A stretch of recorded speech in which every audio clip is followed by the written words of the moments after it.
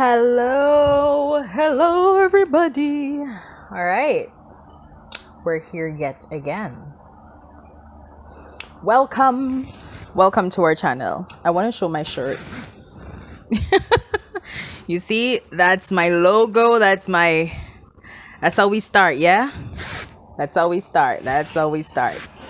All right, so today I'm excited and I'm also not so excited about this topic that we're gonna be dealing with today. I am a little bit, I'm also not. So, topic of discussion for today: postpartum depression. What is it? How do you identify it? How do you know if you're being affected by it? What are some of the risk factors to bear in mind? Postpartum depression, my experience with it. Yeah. So here we go. So without further ado, here we go. We're moving on. So one of the things that we don't really hear about within the Jamaican society after giving birth, after you leave the hospital or while you're there, is postpartum depression, baby blues, right? It's also called baby blues. So what is postpartum depression? Postpartum depression is just like any other type of depression, meaning that it comes with the feelings, it comes with the emotional aspect of it. I'm sorry, somehow my nose is itching. Sorry. So the difference with this one is that it happens after giving birth, mostly after you have the child, after that whole being has left your womb, left your body. Postpartum depression can set in. Now, postpartum is what defines the type of depression that you're experiencing. One of the things that it's also connected to, they call it baby blues. This is where you have mood swings. This is where the emotions are so high. You're crying all the time. You're sad all the time. You have anxiety. You suffer from insomnia or hypersomnia. I hope I said that correctly, right? So these things are a part of the baby blues or postpartum depression that you have to look for. How do you know the difference between the baby blues and the postpartum depression? The baby blues actually, according to scientific discovery, it normally lasts within the first 2 to 3 days after giving birth. Postpartum depression can go on for weeks, months, if you're not careful, years. It sets in. The mood swings, the anxiety, the sadness, the lack of interest in even taking care of the child. You just feel immobile because it's depression. Within this our society, within 21st century Jamaica, this isn't something that is discussed widely. Even if it is, it's not something that is discussed widely. It's not something that you hear being talked about at the Monday pregnant clinic. It's not something that women are encouraged to be aware of. It may affect persons differently. It will likely affect persons differently. I remember the last, I think about a few months ago, I saw a post on Instagram from Gleaner website, from Gleaner. They found this baby wrapped in blankets in a box.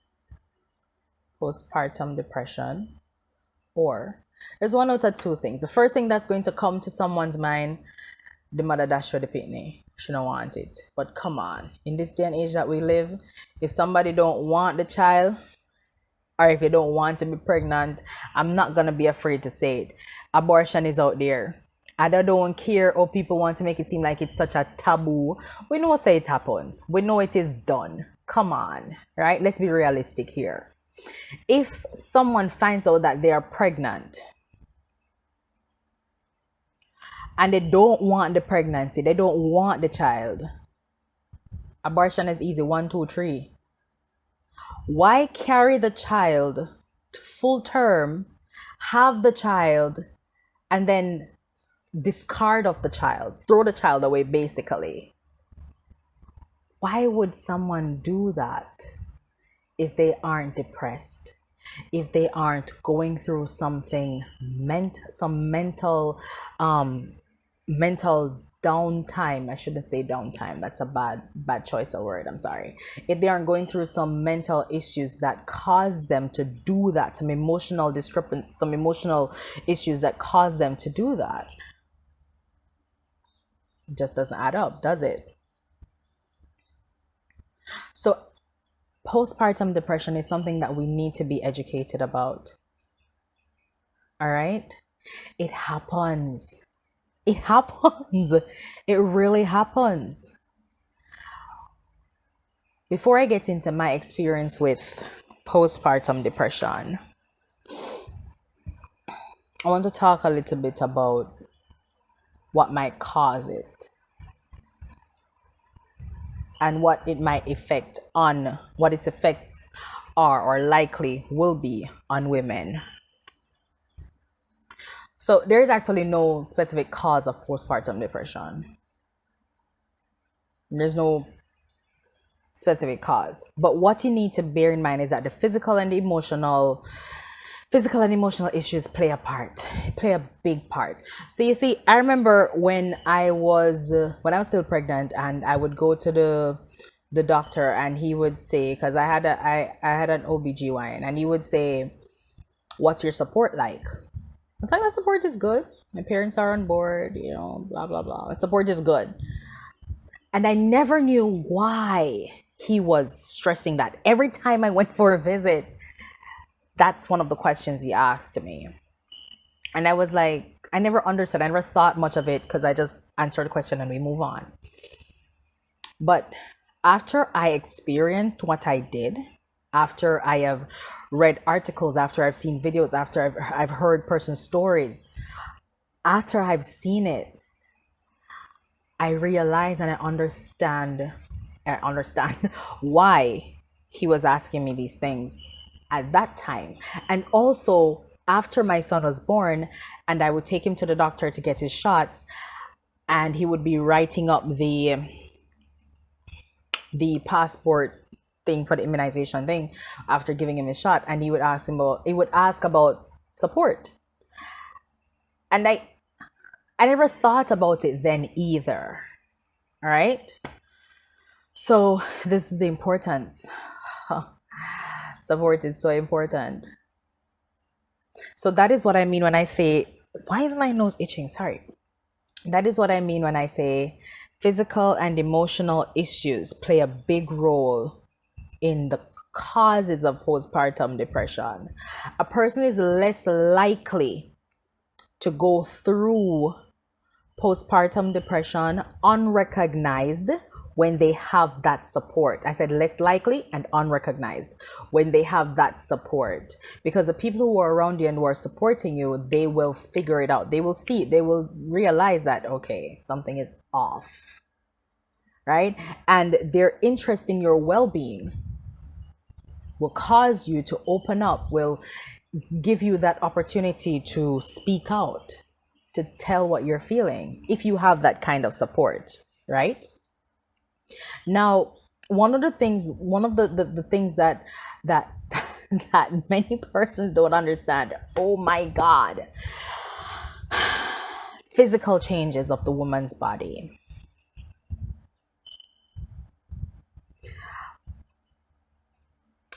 Not just from not looking at this, not just from the how you look, the physical how you look basically, but looking at it from your hormonal levels. It's going to change drastically. Like there's it's a dramatic, no warning signs, nothing at all. Change in your hormones, right? Because remember, the pregnancy hormones, hormones that you were producing during pregnancy, once you give birth, it just changes. It changes, and you probably won't notice at the time, because it comes out in an emotional form. It comes out in the mood swings. It comes out in the appetite, or the loss of appetite. It comes out in different ways. So it's the hormonal change that causes these things. All right.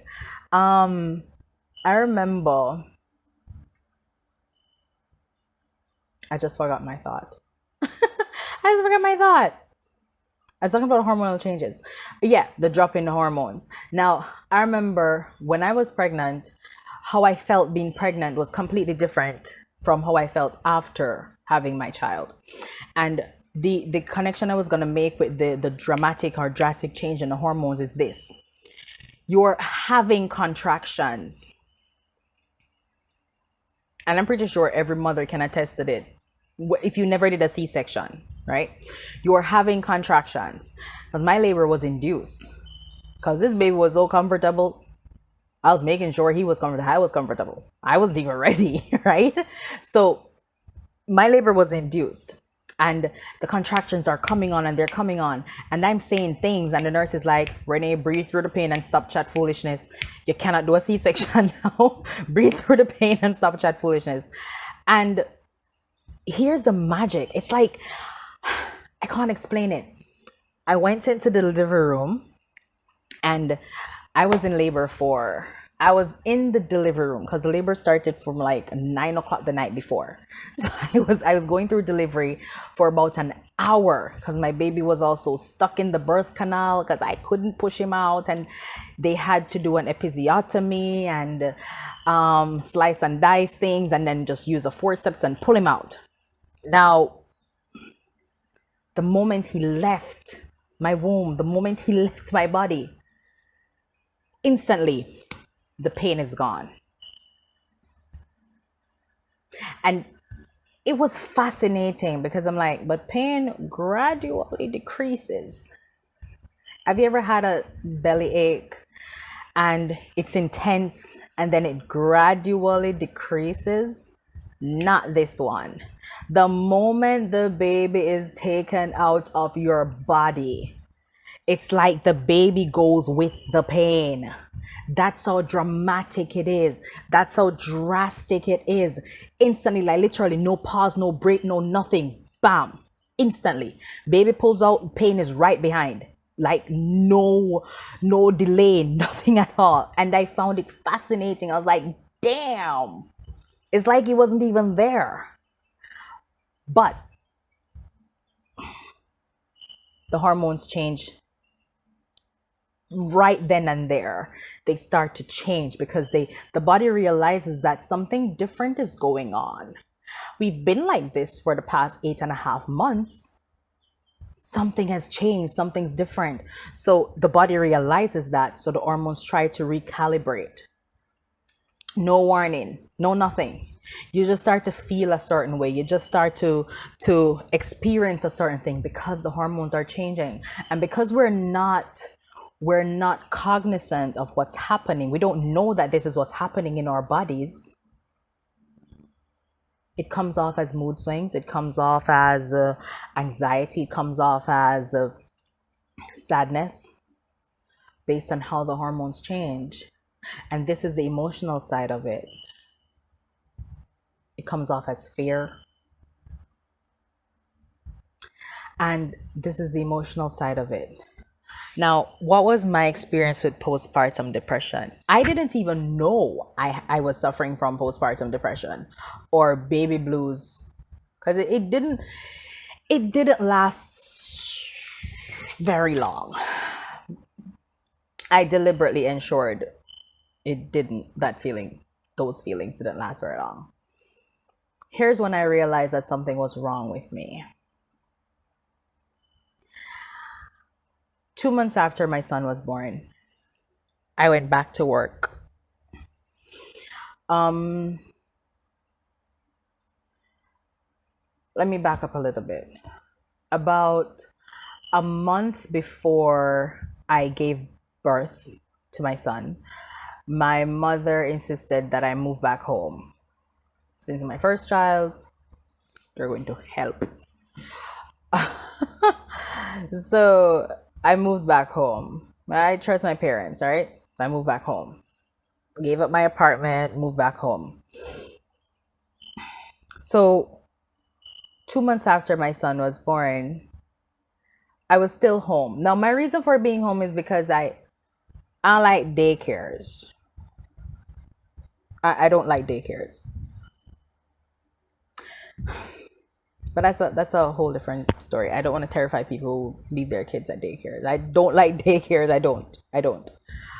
So I decided, okay, I'm gonna stay at home where I know that if I'm at work, I don't have to be worried about what's happening to my child on a daily basis. So I decided, okay, I'm gonna stay at home until my son's ready to start school at 2 years old. I swear to God, 2 years old, yeah. So 2 months after he was born, I went back to work. I was working in Spalding. I was living in St. Catherine, traveling from St. Catherine to Spalding 5 days a week. Back and forth. I spend most of the time on the road. By the time I get home, I'm tired as shit. And I had to suck it up. I couldn't be tired. I was not allowed to be tired.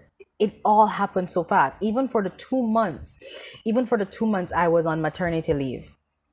I was on maternity leave for 2 months. Even for the 2 months I was on maternity leave, I still didn't really get any rest. Like, this is how bad it got. I switched out my forks for spoons. I was using spoon to eat. That's how bad it got. Like, as soon as the baby falls asleep, I was like, I had to get something to eat, right? Or I had to be washing his clothes because my mother decided that the baby too young for his clothes go in that machine. When he got old enough in her eyes, I was shit.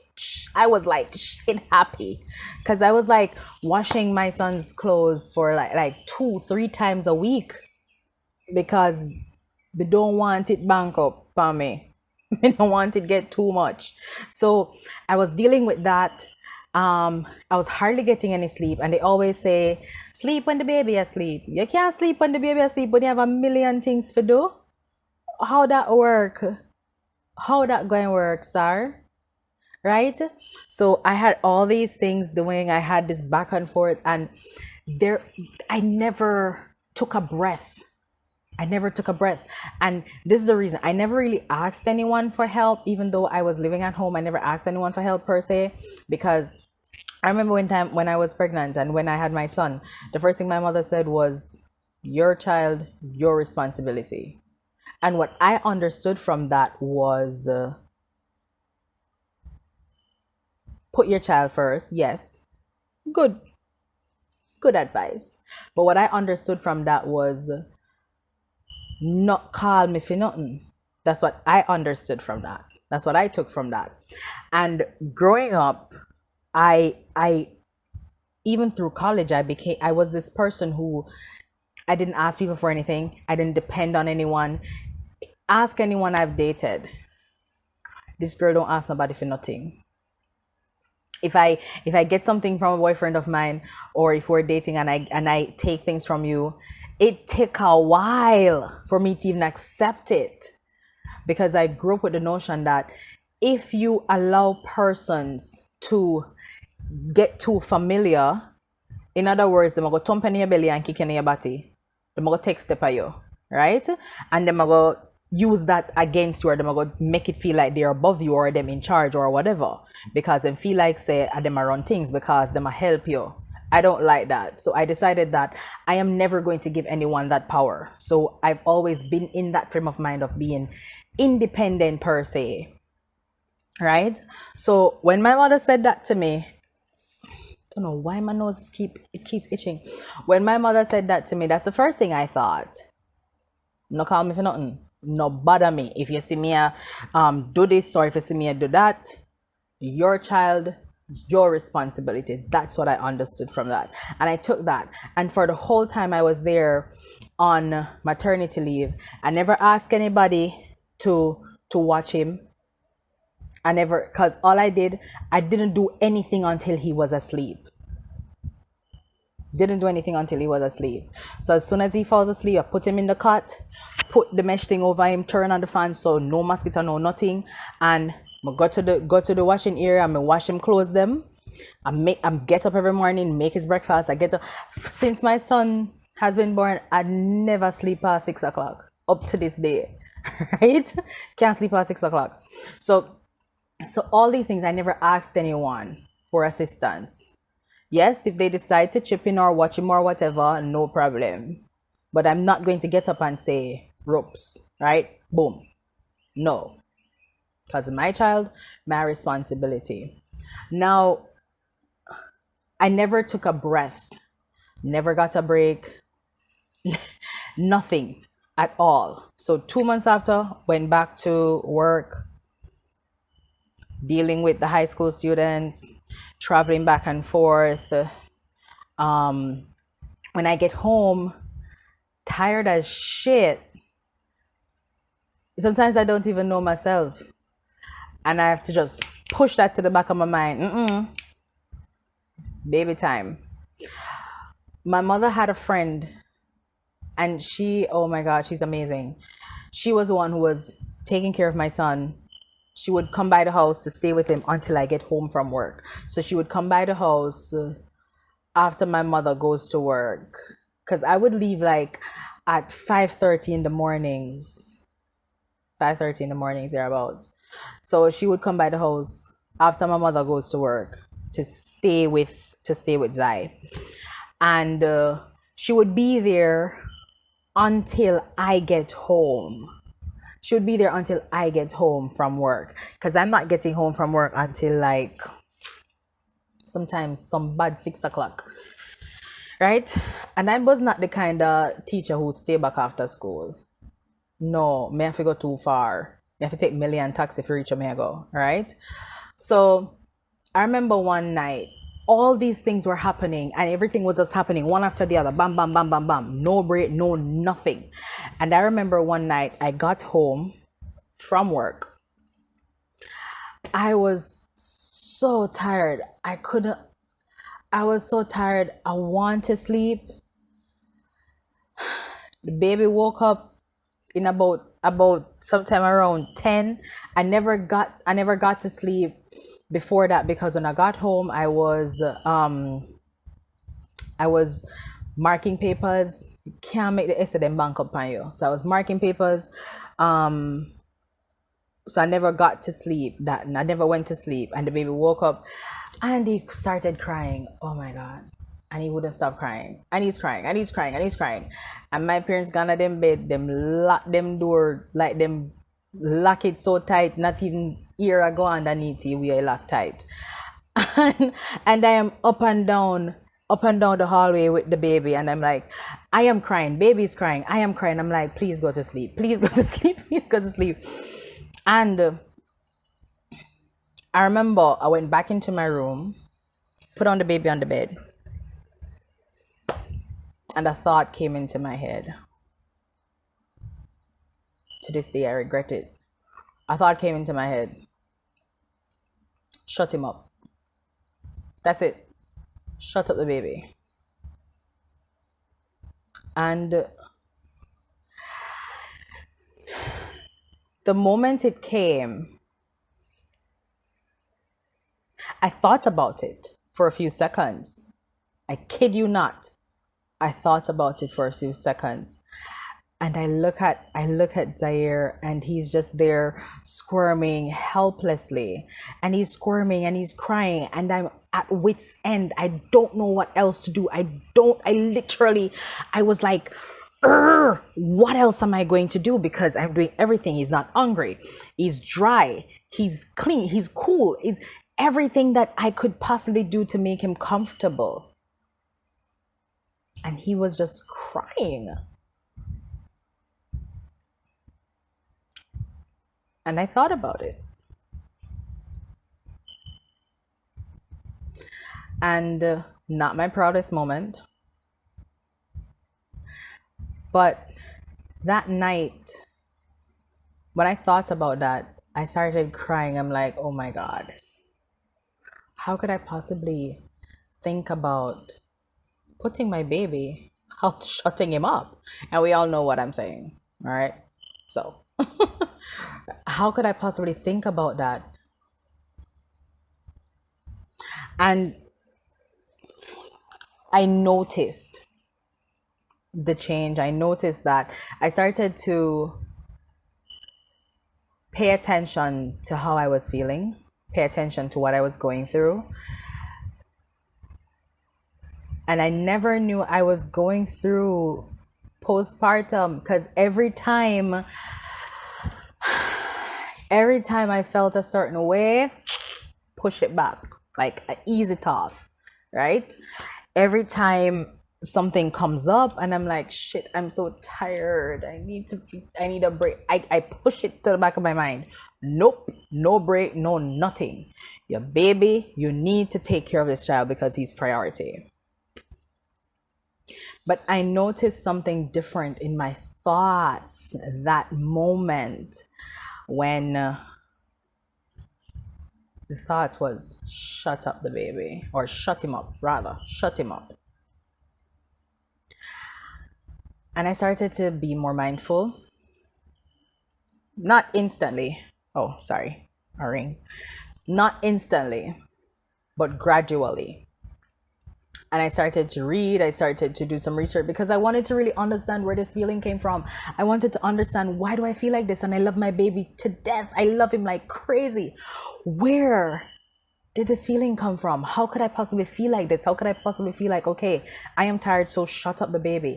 Where did it all come from? And that's when I found out about, well, I knew of it, but I didn't know about it per se. And that's when I found out about postpartum. That's when I became aware of it. That's when I started to think, oh my God, what about those women who don't even realize to take a breath, that this is what they're going through? What about those women who are condemned into thinking that, oh, you're on what list mother because you give away your pitney, or you're on what list mother because you put a pitney on box and left it on the roadside, or you're on what list mother because you don't want a pitney? Why would, aside from financial situations or socioeconomic status that you may have, aside from that being the reason you're not able to care for your child, you are well capable of caring for your child, right? Aside from that reason, it just doesn't add up to bring the child here and then walk away from it, right? If you are the kind of person who, you love your life, you love yourself, right? I'm not saying I am pro-abortion. I'm not saying that I am, because I believe that the moment, you know what? Let me keep my thoughts to myself. I'm not saying that I'm pro-abortion, and I'm not saying that I'm against it. I'm not saying nothing. All I'm saying is this: if you know that you get pregnant and you bring the child into the world, why are you going to get up and leave that child? We're going to get up and leave that child, give that child away, and let that child grow up with the notion that my mother never want me, right? Because of that, them also, they're not going to say nothing about it, papa. Always the mother. Mother never want, mother dash me, mother give me, whatever, right? If something wasn't wrong, it just doesn't add up. Why are you going to go through all of that, the labor, the pains, everything to bring the child here? And I'm not talking about your capability in taking care of the child physically. I'm not talking about your physical capability in caring for the child, providing for the child. I'm talking about everything else.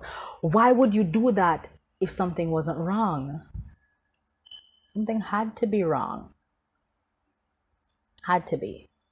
And my experience shed some light on how other mothers may have felt, or how other mothers may feel. But I didn't take the time to check myself. I didn't take the time to check my emotions, because in my head, you ain't got no time for that. Nobody don't have no time to deal with that right now. You have a child in front of you. You need to eat. You need to sleep. You need to be clean. Your clothes need to wash. You need to make sure, say, him no want for anything. That's the only thing I was thinking about. I wasn't thinking about myself. I wasn't thinking about what I was feeling, what I was experiencing. And here's the thing, my family did everything they could. Their support. No one knew I was feeling like this because I'm not the kind of I'm not, all right, let me say, I'm not very expressive, right? I'm not the most expressive person on the planet. I'm not very expressive, right? Because I grew up, keep your emotions to yourself, keep your feelings to yourself, keep your thoughts to yourself. Because what you think and what you feel is not important to the situation right now. And a lot of us, we grew up that way, mostly unintentionally. Mostly unintentionally. But it happened anyway, and here we are. And we bring that same thought process, that same thing over into our adult life, over into becoming parents or being a mother or being a parent. We bring it over into it and we deal with our children the same way our parents dealt with us. But it have to cut off somewhere. You have to stop it somewhere. Postpartum depression is real. It is so freaking real. If I didn't experience it, I wouldn't have come face to face with the reality that, listen, if I don't take care of myself, how the hell am I going to be a good mother? How the hell am I going to care for my child? What if I had dwelled on that thought? What if I had dwelled on that thought and shut up my baby? What if I had done that? A lot of women don't get the opportunity to stop and think like, oh my God, what kind of thought is that? Because they have been feeling it worse, right? And when I say worse, I mean like the situation may be different. Maybe they don't have a job. Maybe they might feel afraid and I wonder, all right, how the baby feed now will go, where the pampers will come from, because damn, them expensive, right? How you gonna get through this, how you gonna be able to feed yourself, much less feed the baby. Some persons give baby breast milk until them are like 1-2 year old, and under because them want it, because them not have nothing else to give the child of substance. So imagine all of that. And my situation wasn't that, because yes, I had a job, yes, I could provide for my child. So those things weren't of concern for me, like physically, because I set up myself in a way where my child would be okay, especially when it comes to the food part. Because if anybody know me and gas don't work well. I don't do the hungry thing well. When I like it, so I do my best not to do it. So I don't want my child to experience that, right? So what about the mothers out there who they not nobody to turn to, they not nobody to, they not have nobody, and they're going through this every single day. It's not like they have a distraction. They don't have a job to say, all right, at least when then they are work, they not think about this. They don't have any support. They don't have anybody to talk to. So when they're talking to this person, they don't have to think about this thing. What about them? I'm not saying that it's good to give up your child or put the baby in a one box and leave it somewhere for somebody find it, or I'm not saying that. I'm saying, let's look at the core thing here. Let's look at the deep-seated, the deep-rooted thing here. What are they going through? Women, mothers, we are people too.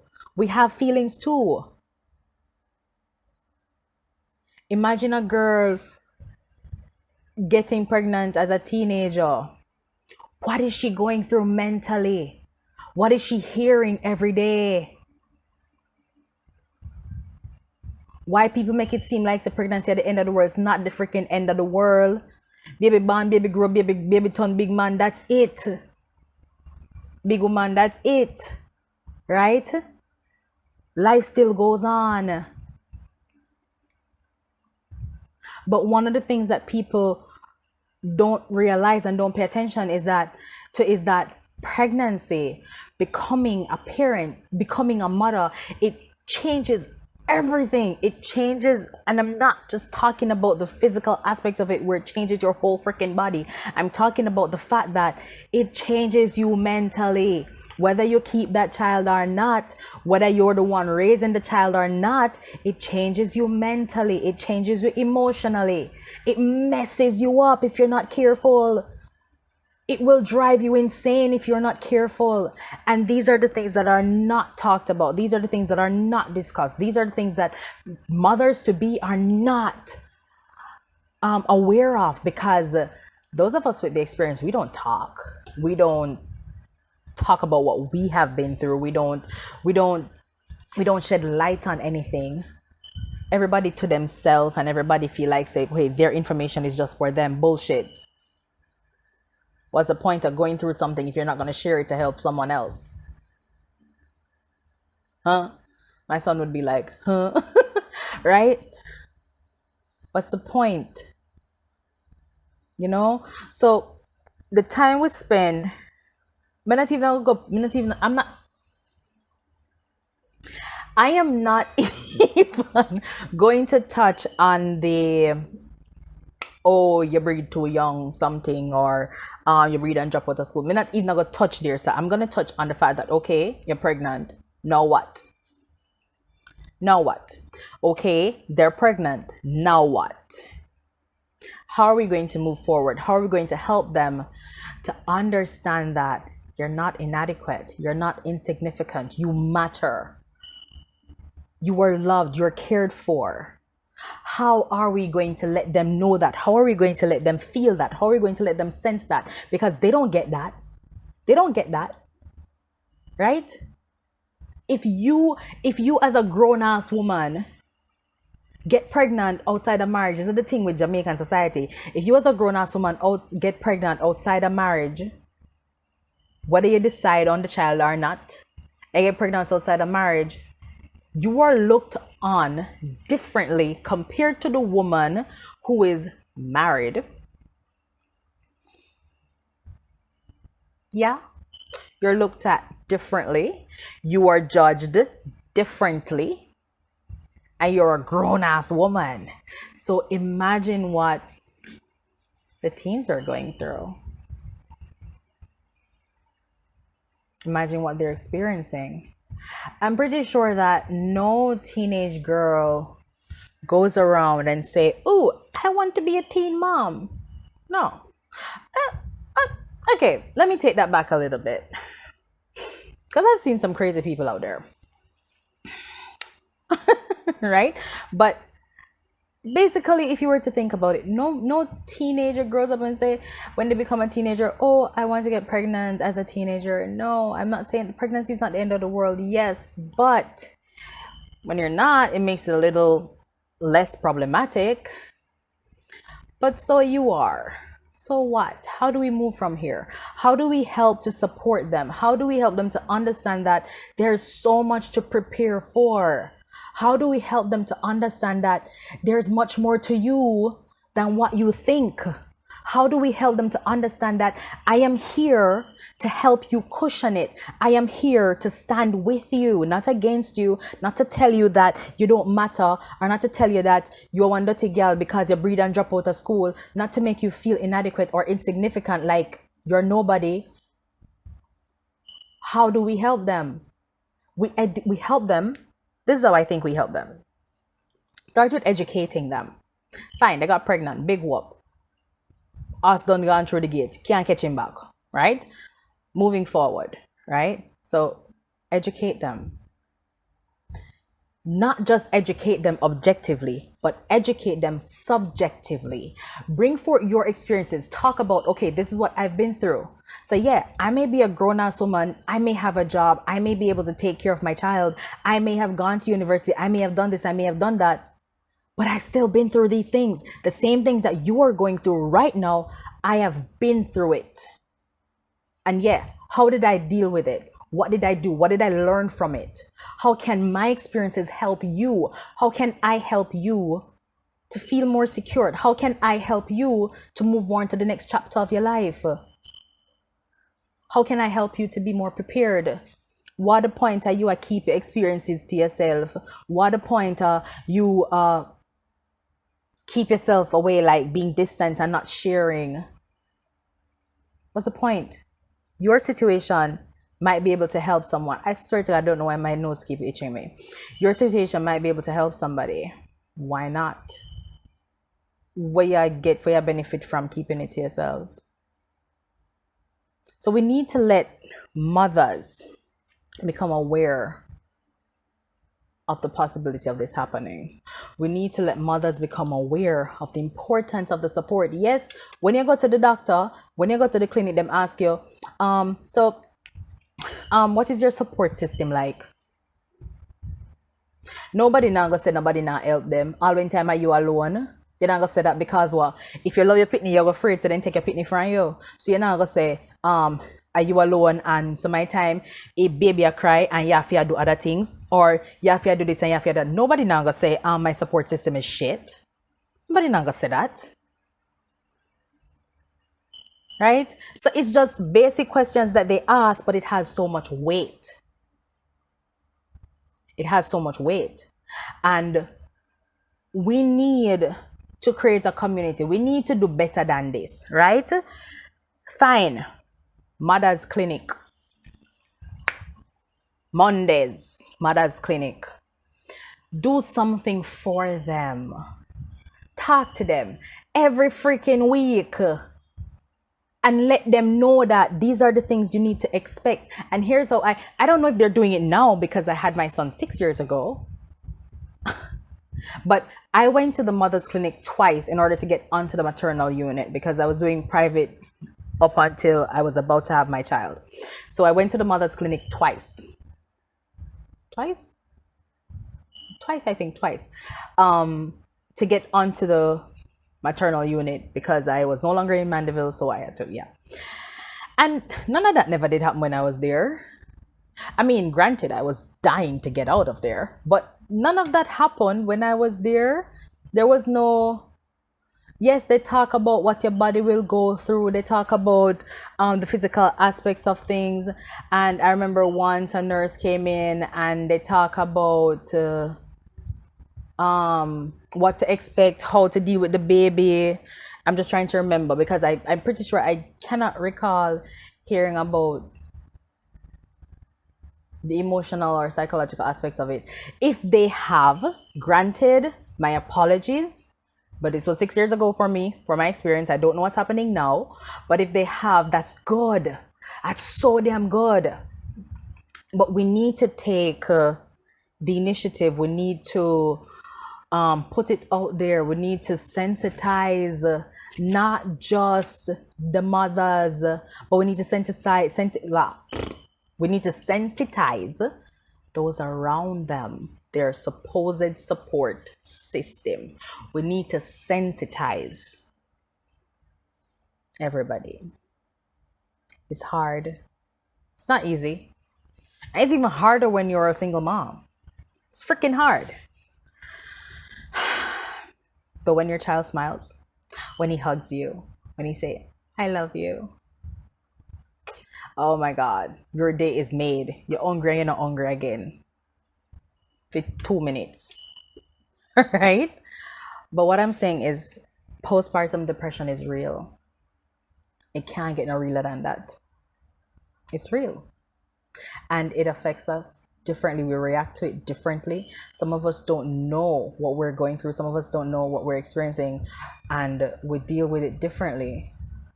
You might can't sleep, you might sleep too much, you might can't eat, you might eat too much, you might be afraid of being a bad mother, so you push all of those things aside and you focus on your child and you neglect yourself. Neglecting yourself does not help anyone, especially that child that you are raising. So you have to be careful. You have to take stock of what's happening. You have to check yourself. Here's something that you can do every morning. I'm not saying that is perfect. I'm working on my, side of the coin.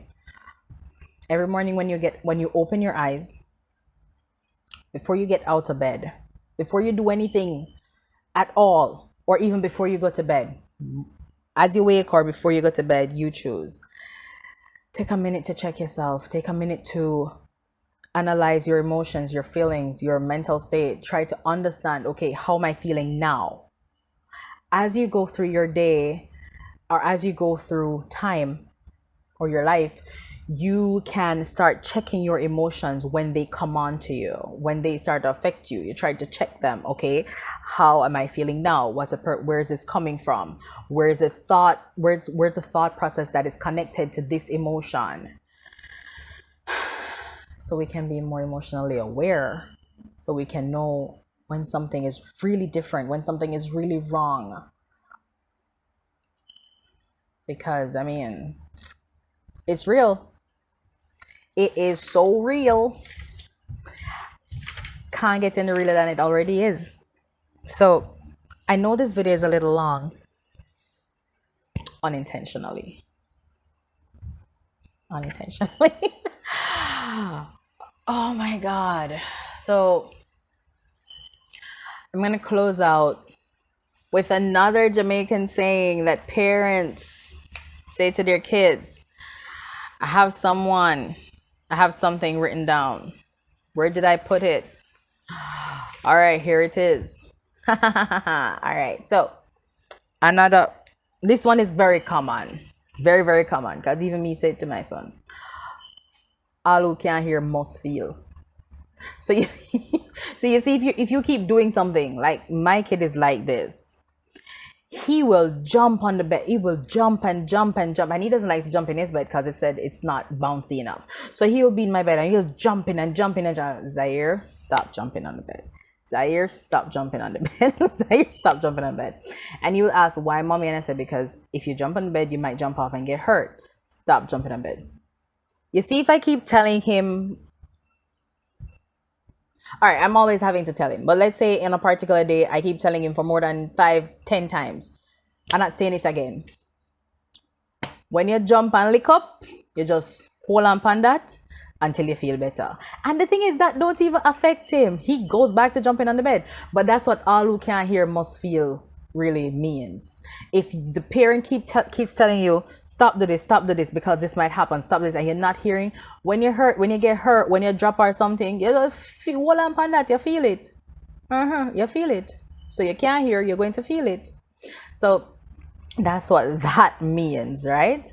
So signing off. This video is like almost an hour long. I am sorry. Signing off.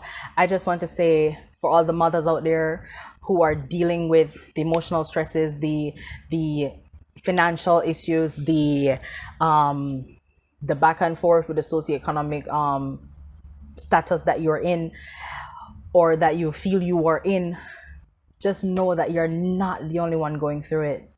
You're not alone. It's not unique. It's not your problem. It's a problem. You're not unique to this situation. You're not alone in it. Most of us have been through it. Others are still going through it. But I want you to know that it's important to understand that the support is here. Right here. On this channel, the support is here. My vision is to build a community, a support for mothers especially, or for women. Because we have so much power. We're so powerful. We're just yet to realize it. We're yet to tap into it. And it's so freaking amazing. The moment you realize it, the moment you notice it, the moment you embrace it, oh my God. It's like sweet honey. I'm trying to be poetic. It's not working. So it's really, it's an awesome feeling. That's all I'm trying to say. The support is here. Thank you for watching this video. Please comment, like, share, subscribe.